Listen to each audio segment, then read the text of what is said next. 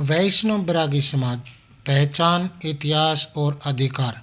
भारत के समस्त वैष्णव बैरागी भाई और बहनों को मेरा सादर प्रणाम।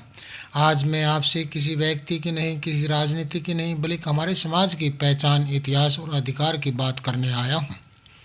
यह विषय केवल आज का नहीं है, ये हमारे अतीत, वर्तमान और आने वाली पीढ़ियों के विषय से जुड़ा है।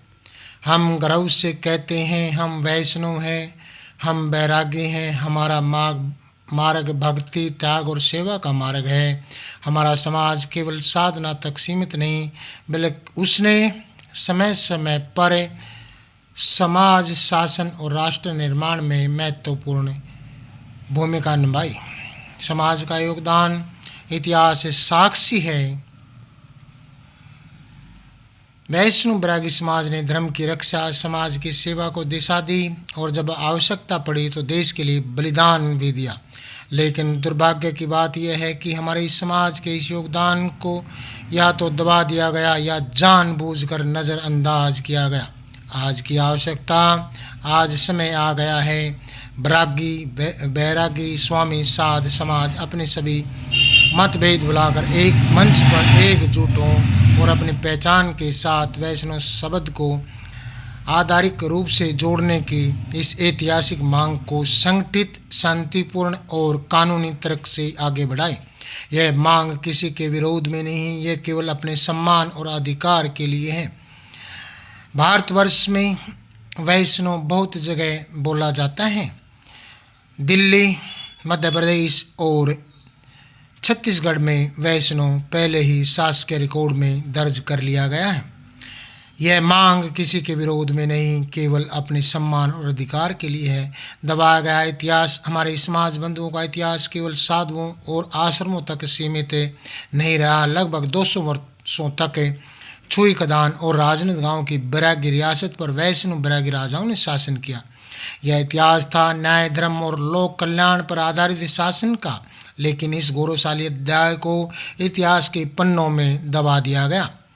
मेरी पुस्तक महंत बने महाराजा, इसी दबे हुए इतिहास को मैंने अपनी पुस्तक महंत बने महाराजा में दस्तावेजों और प्रमाणों के साथ प्रस्तुत किया है।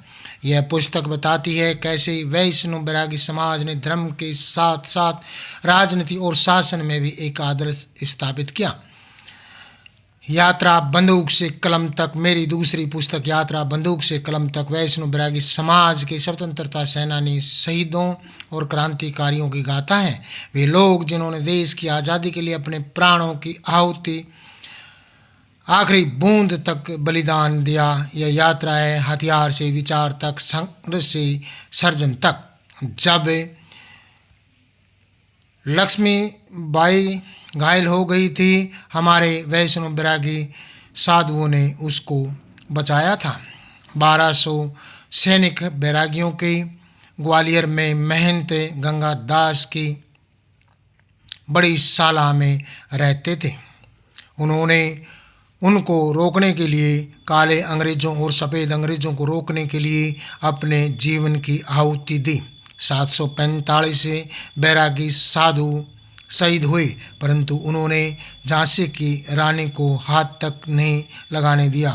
महंत गंगादास बैरागी ने अपनी झोंपड़ी तोड़कर झांसी की रानी का दाह संस्कार किया। जब लोगों के पास चाकू नहीं थे, उस समय हमारे पास बंदूक, भल्ले, बर्छे और तोप भी थी। हमारा बीरदास बैरागी 23 अंग्रेज़ों को मार दिया था। वह भी इतिहास बहुत लंबा है। इसके बाद राम प्रसाद बैरागी खुफिया संगठन के भारतवर्ष के अध्यक्ष थे। उनको 20 अप्रैल 1857 को फांसी दी थी। बहुत लंबा हमारा इतिहास है। हमारे को राजा महाराजा राज गुरु की उपाधि देती थी। बैरागी शब्द भी गुरु की उपाधि का है। इतने इंसान बैरागी नहीं बनता, उसको गुरु पद प्राप्त नहीं होता। बैरागी योद्धाओं ने समय समय पर बलिदान दिए और सनातन धर्म की रक्षा के लिए भारत आज़ाद करवाने के लिए इस किताब में मैंने वर्णन किया है। आप अमेज़ॉन पर ये पुस्तक उपलब्ध हैं। सच्चा और गौरवशाली इतिहास घर घर तक पहुँचे। मैं आप सभी से आग्रह करता हूँ, एकजुट हो, जागरूक बने और शांतिपूर्वक कानूनी मार्ग से अपने समाज को उसका उचित सम्मान और पहचान दिलाएं। जय वैष्णव बैरागी समाज सच्चे बैरागी बने। ना मीट खाएं, ना दारू पिएं, बिल्कुल उसी को वैष्णव बैरागी बोला जाता है। मैं पुनः आपको आग्रह करता हूँ कि वैष्णव समाज को पूरे भारतवर्ष में जोड़ने की मुहिम चली हुई है। आने वाली 11 तारीख को भारतवर्ष की राजधानी दिल्ली में राष्ट्रीय संगठनों की महत्वपूर्ण बैठक होने वाली है, वैष्णव शब्द को भारत सरकार के सामने जुड़वाने के लिए। आप भी उसमें अपनी भागीदारी बनाएं। जो बैरागी लिखता है, बैरागी लिखते रहो। स्वामी लिखता है, स्वामी लिखते रहो। किसी भी उपजाति के साथ कोई छेड़खानी नहीं की जाएगी। केवल भगवान विष्णु के उपासक होने के कारण हमारे को वैष्णव शब्द पर आना चाहिए, क्योंकि हम वैष्णव परंपरा से हैं। जय हिंद, जय भारत है। आपका अपना नरेश कुमार स्वामी, निम्बारक, रामनगर, गन्नौर, सोनीपत, हरियाणा से लेखक पत्रकार। पुनः आप सबको सिर झुकाकर वंदन और अभिनंदन करता हूँ। जय हिंद, जय भारत।